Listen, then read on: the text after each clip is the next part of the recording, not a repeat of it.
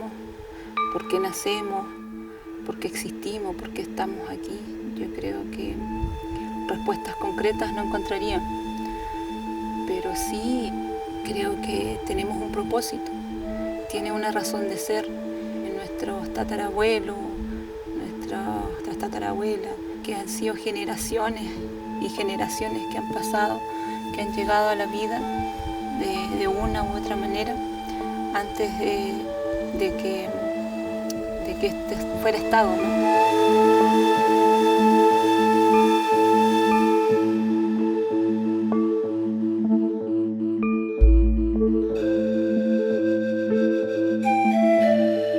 Siempre como mujer vimos el dolor de nuestra madre. Mi madre sufrió mucho, tuvo sus hijos, somos nosotros 7, que mi mamita tuvo siempre en campo y en pueblo, porque como antiguamente, porque no se conocía matrona, no se conocía nada, porque todo era el remedio pura hierba. En el campo era como pueda, uno tenía que arreglarse. Ahora hay doctor, hay matrona, no sé, hay apiles de cosas, pero antes no había eso. Lo que pasa es que yo vi, mi mamá gritaba, yo no podía hacer nada, uno estaba asustado ahí, porque uno no sabe qué es lo que es el dolor, pues, hasta ser mamá. Pues.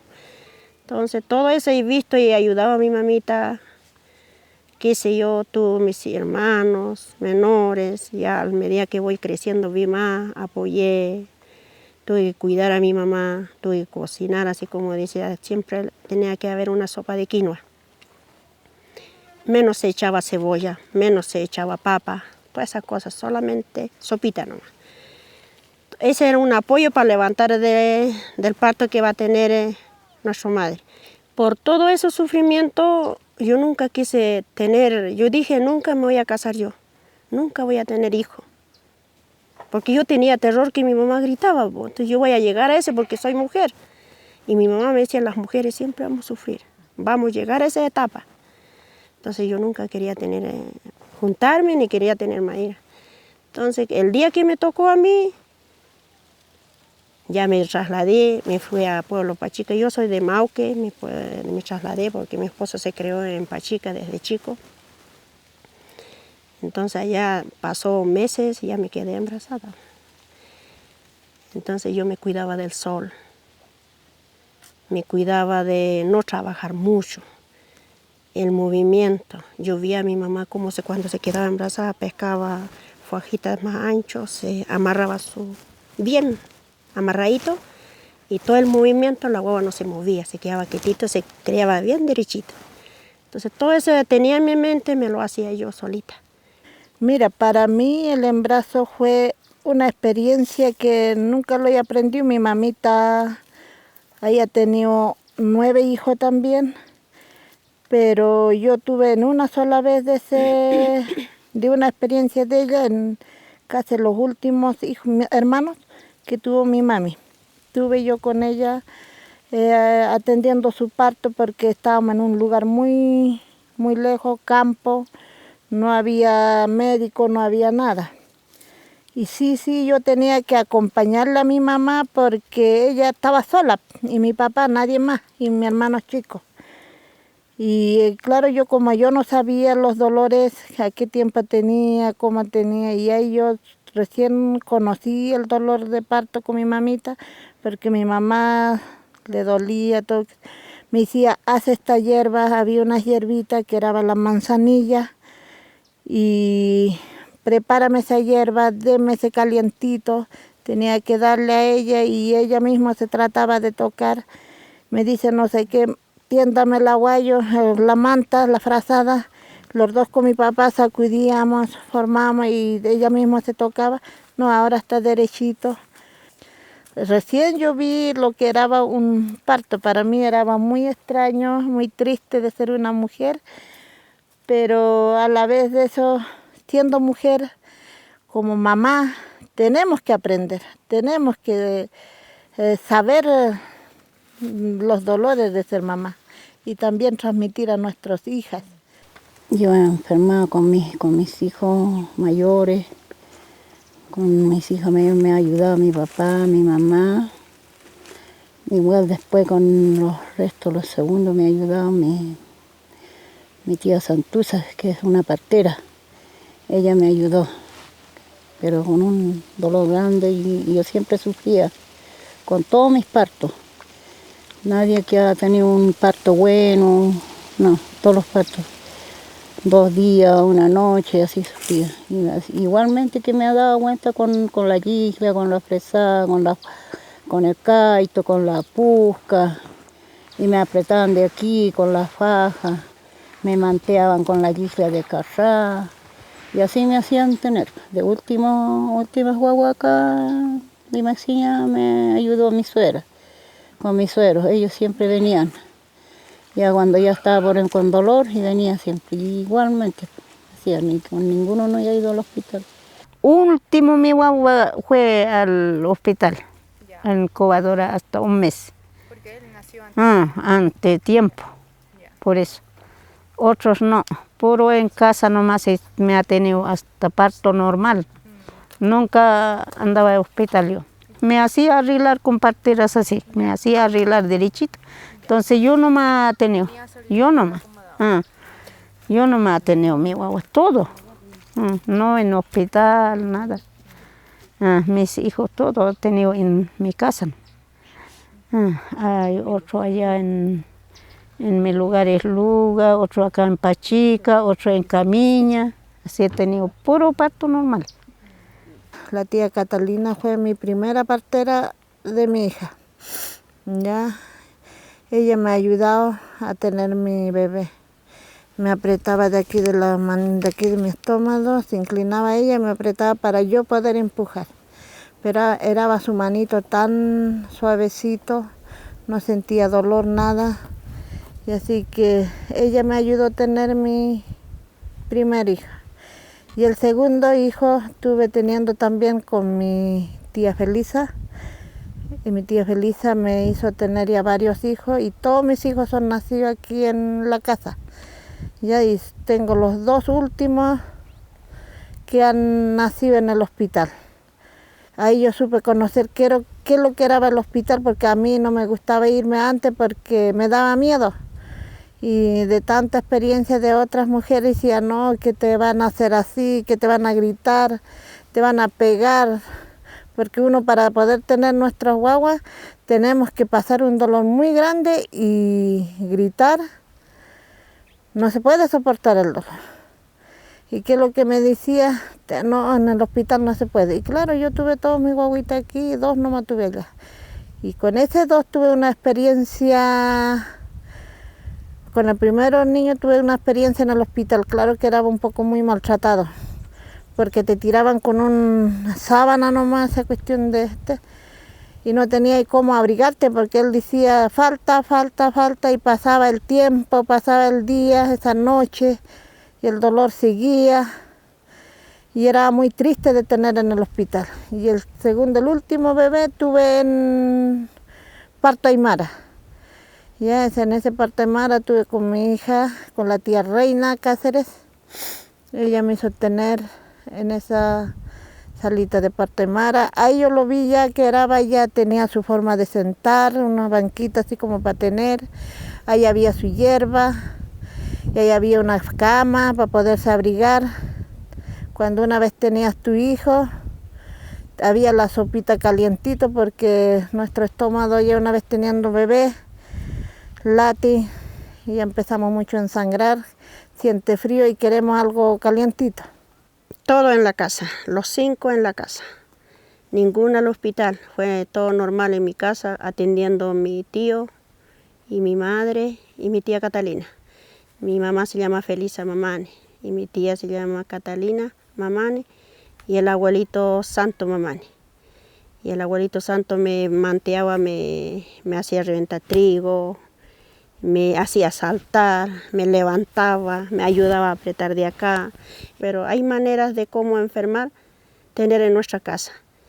Pero uno se acostumbra, yo porque no quería ir, porque yo he visto en experiencia en un hospital, es diferente de tener guagua también, pero en nuestra casa no, es más fácil, porque está tu esposo y está tu mamá o la partera, y tú vas tomando remedio, vas caminando, vas allá, para acá, vas buscando cómodo.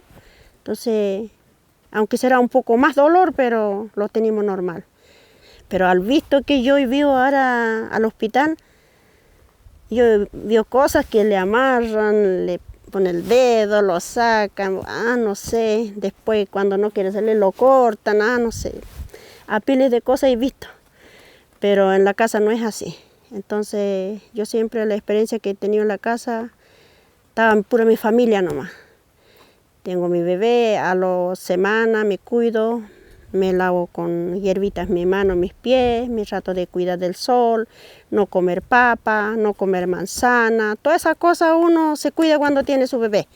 Entonces ya de a poquito va saliendo al sol y va acostumbrando el cuerpo y va levantando y saliendo allá para afuera a su trabajo, labor.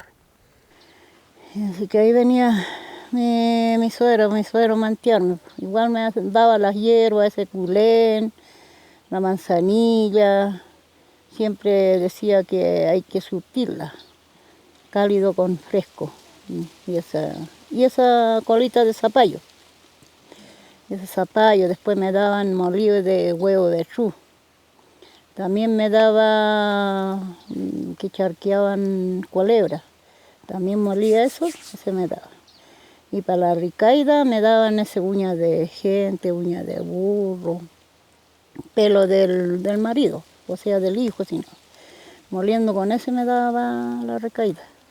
Y después la grasita de la gallina, la que tiene, con ese me pasaba acá las uñitas, acá, los pies, lo mismo. Mi experiencia al tener a mi hija, yo pensaba tenerlo con partera, pero debo decir que desgraciadamente o tristemente, el día que yo iba a tener mi bebé, la partera ya había tenido dos partos. Me dijo que estaba muy cansada y que no podía atender. Así que tuve que recurrir al hospital. Me hubiera gustado, o sea, de un comienzo tomé esa decisión, pero no se pudo concretar. Las experiencias que he escuchado han sido muy significativas para mí porque he aprendido, me he estado fortaleciendo igual como mujer, gracias a todas las mamitas que han hablado. Así que agradezco a cada una por sus palabras. Si llegase a tener otro hijo, esta vez me gustaría tenerlo con pantera, sí o sí. Si es que la partera me acompaña hasta el final. ¿La partera que buscaste, la buscaste por el hospital? ¿La buscaste en tu pueblo? No, era el hospital. Ya. Ella me atendió anteriormente y el momento que yo iba a tener, ella me iba a acompañar, pero ese momento ya dijo que no. Así que, pero igual mi experiencia no fue tan compleja. Sí, dolorosa, pero no fue tan complicada y no fue tan dolorosa como... O sea, en sí es muy dolorosa porque los dolores, las contracciones, todo. Pero no tuve, fue como rápido. Entonces no fue, yo llegué a las 11 al hospital y a las 5 de la mañana tuve a mi hija. Entonces no fue mucho. Y gracias a Dios mi hija nació bien y todo bien. Pero me hubiera gustado tenerla con pantera, pero no ocurrió así. Yo tengo una hija de 9 años y entonces, en ese entonces yo, o sea, igual tenía ciertos conocimientos de los saberes de nuestra cultura, ¿cierto? Como aymara, antes de ir al parto en sí, yo igual acudí a mi tía que me viera cómo en qué estado estaba mi guagüita, para que no me hicieran cesárea. Pero hay otros cuidados que no los tomé en cuenta, o en ese entonces no era tan consciente de aquello. Para tener un mejor parto, afortunadamente para mí fue positivo, fue todo bien. Pero no tomé en cuenta el postparto. Bueno, tuve los cuidados, mi mamita me cuidó, también me cuidé de no tocar agua, de no comer ciertos productos que uno se toca, porque yo lo tuve en el hospital a mi hija, porque igual tenía miedo de tener a mi hija quizás en la casa, porque era primeriza, y preferí ir al hospital. Y aparte que el sistema mismo te presiona, pues te dice que no puedes, ¿qué pasa si tienes a tu guagua en la casa? Te puedes morir o puedes tener un peligro. Entonces todas esas cosas, y uno por la presión y el miedo prefiere ir al hospital.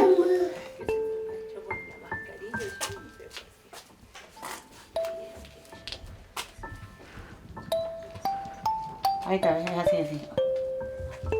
Sí, se siente clarito. No, este sí se mueve. Sí, no, sí se nota, está bien tu boquita. Está bien deporte, está bien todo. Y ahí se le nota el palpitado del corazoncito. Y bien clarito. Soy una partera, trabajo en el servicio de salud en el momento, pero mi inicio fue muchos años atrás. Cuando yo tenía 17 años partí con esto. Era cuando mi mamita tenía a sus hijos, yo era como la partera porque era la que yo veía a mi mamá, atendía a mi mamita. Entonces desde ahí para mí fui creando una experiencia muy buena y a mí siempre me gustó. He ido al hospital por muchas veces, 2 años trabajando ya. Tengo una experiencia muy buena y he tenido mucha acogida de los pacientes como también de las matronas.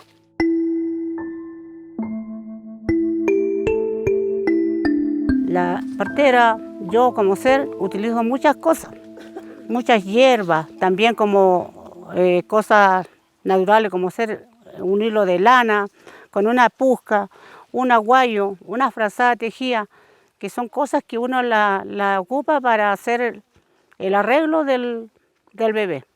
Yo como partera me encargo de si la guagua viene traversa o si la guagua viene podálica, me encargo yo a los 5 meses hacer un arreglo para que la guagua se dé vuelta y vaya la cabeza hacia abajo si está sentado. Y eso es la experiencia que de repente uno tiene que criarlo. Y eso nosotros no usamos máquinas, solo son las manos las que detectan eso para ver si el bebé está en buena posición o en mala posición. Con el manteo. Esto es para que la guagua está traversa, vamos a tratar de enderezarla. ¿Ya?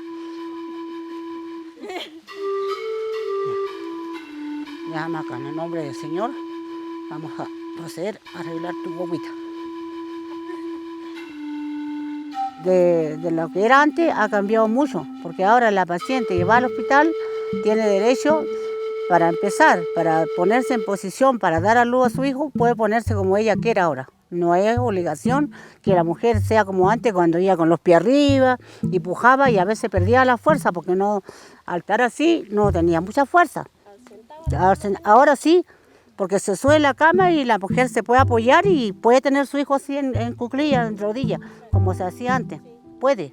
Para mí era importante ese espacio que era el Parque Intercultural Bilingüe y como dice la tía, tienen un pequeño espacio, pero yo creo que ellas deberían, y yo creo que ese trabajo de todas nosotras las mujeres, ya sea para nosotras mismas tener hijos o para las futuras generaciones, darnos el trabajo y trabajar en que se le dé el espacio que corresponde, porque en realidad quizás el dolor no va a ser, siempre va a ser el mismo, ya sea con el hospital o ya sea con la partera, pero es súper importante esa compañía, ese apego, porque es verdad, uno va allá y como dice la tía, hay que abrigarse, allá no, te tiran como que eres un pedazo de carne y uno ahí muerta de frío y más encima esa bata que te ponen acá encima y uno está muerta de frío y no podía hacer nada porque no hay nadie.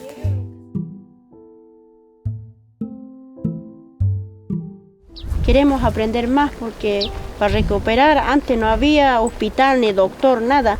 Solamente la gente se hacía pura hierba, se arreglaban, entre ellos se curaban. Y ahora, ¿por qué hay mucha operación? Es que no hay. Ellos pescan, se quita chueco acá, la vamos a cortar.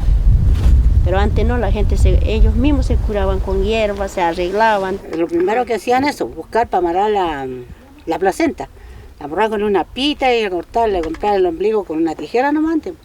Una tijera y con el hilo ese de coser. Lo hacían como en 4 dobles así y con eso le amarraban el ombligo. Así que vino la abuelita, le amarré el ombligo y después lo sacó ya, lo limpió, lo cortó y la placenta ahí se amarraba en el dedo de acá, el dedo grande, con la pita. Entonces a medida que uno estaba acostada, a veces como movía un poquito, entonces se iba rebalando la placenta para abajo.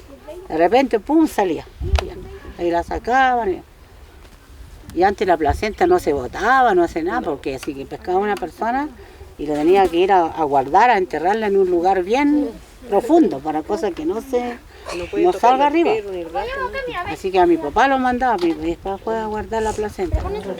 Para que el niño sea mejor futbolista se le lea con su pelota. O con esa palita que está ahí, chiquitito, chila, le hicimos conecito al ladito, le leaba. Y ese es el niño buen trabajador. También había su experiencia. Y el niño que tiene que ser estudioso le ponía acá abajo un libro, cualquier cuaderno, un libro, ahí lo ponían aquí en su cabezerita, ahí lo ponían. El niño va a ser estudioso. Y a las niñitas amarradas con con pusquita, con lanita, no sé, pues con bichuña, bueno, para tejer. Ahora las niñas no tejen porque más se preocupan su estudio. Así era la creencia. Y después de eso, cuidar harto, no hacer tomar aire, no hacer ver al sol. Y lo único decía, darle comida natural, que es de la cultura de nosotros. Quinoa, maíz, trigo, pito. Ese daba. No dar esas comidas que no tienen fuerza.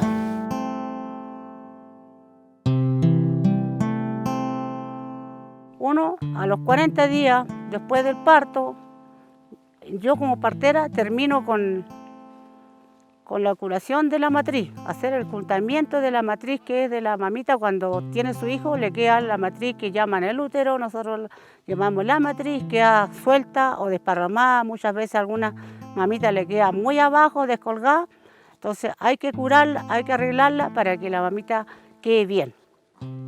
Eso es el último que yo hago, que es cuando ya después de los 40 días de una vez haber tenido el parto. Y también yo ocupo como hacer en hierbas, ocupo mucho la manzanilla, la albahaca, el romero después del parto. Todas esas hierbas son las que yo utilizo para la paciente. Ahí está tu matriz, llega aquí como un pulso. Esa es la matriz cuando llega a su lugar. Sí, había mujeres que hay mujeres que acompañan a los partos, hay muchas mujeres que acompañan. Cuando era más niña, yo veía que habían señoras que eran como parteras, que ellas se acercaban y ayudaban a las pacientes. Habían señoras que, le estoy hablando de qué años, unas abuelitas que, ya no existen, pero son, claro, sí. Una abuelita se llamaba María Taucares y había también un partero que era don Lucas Gualampa. Ellos eran acá en el pueblo como parteros, uno acá en Limachiña y la señora María Taucares en Sibay. Ellos fueron los que eran como parteros, iniciaban cuando había una mamita que estaba ya con contracciones, la buscaban y ellos iban a atender los partos. Y bueno, mi abuelita fue una persona muy importante en la comuna. Ella era partera, colliri también, médica diríamos, ¿no? Y también era yatiri, veía hoja de coquita y la gente siempre iba a la casa a buscarla, a llamarla y le llevaban, ¿cierto? A veces me llevaba a mí también porque era la mayor de la familia, de los hermanitos. Y claro, es increíble ver, experimentar y estar de cerca con la persona que sabe hacer este trabajo y de verdad que es algo admirable. Y yo hasta ahora digo, ¿cómo ella puede mirar al ojo y saber que ella está embarazada y calcular hasta el mes? Decía, tienes 1 mes, tienes 2 meses, tienes 3 meses, así le decía.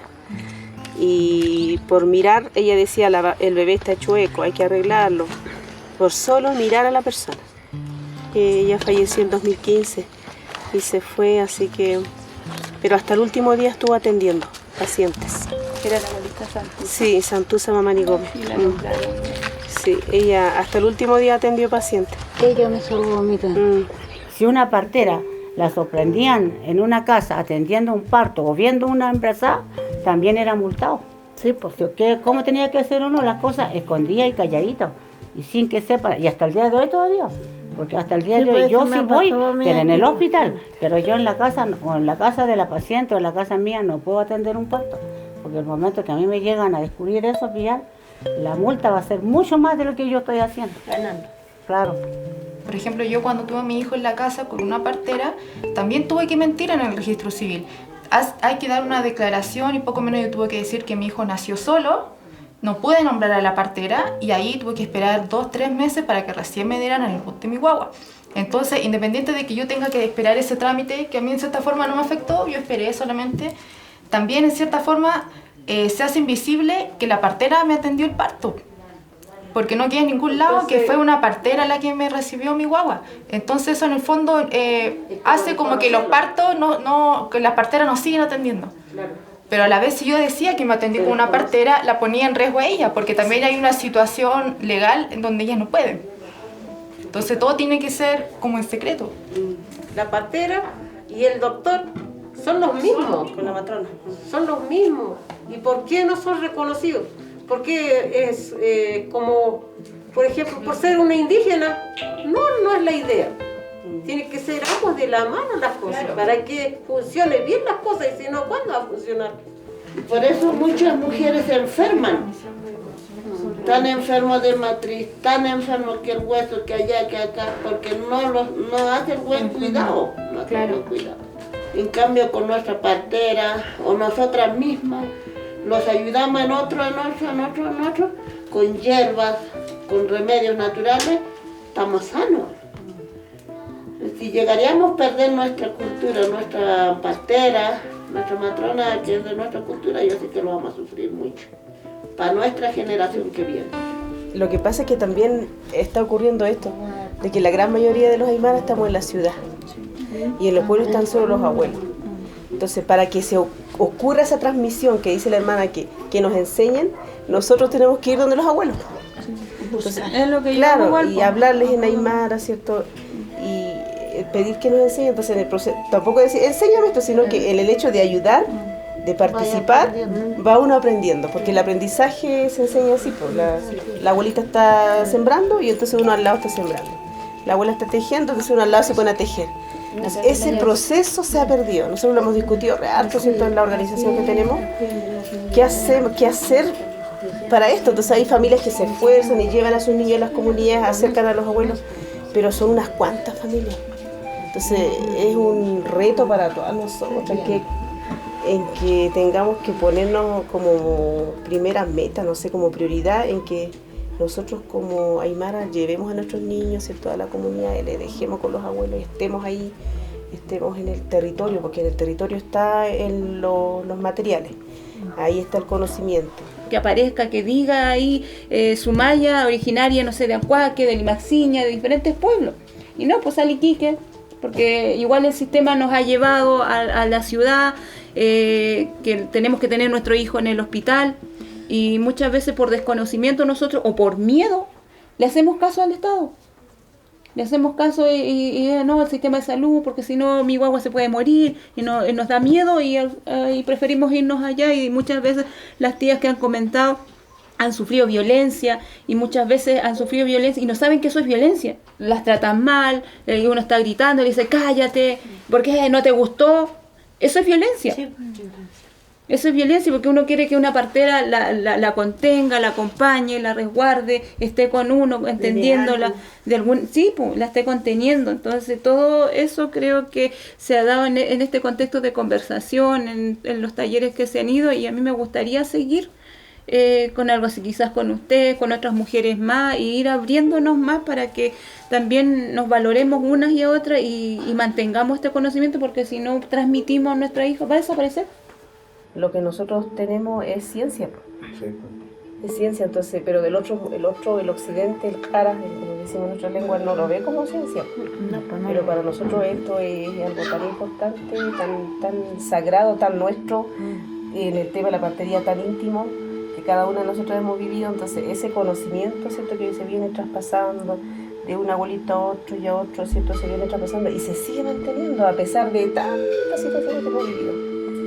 Se sigue manteniendo. Entonces, ¿cómo resguardamos esto ahora nosotras como pueblo aymara?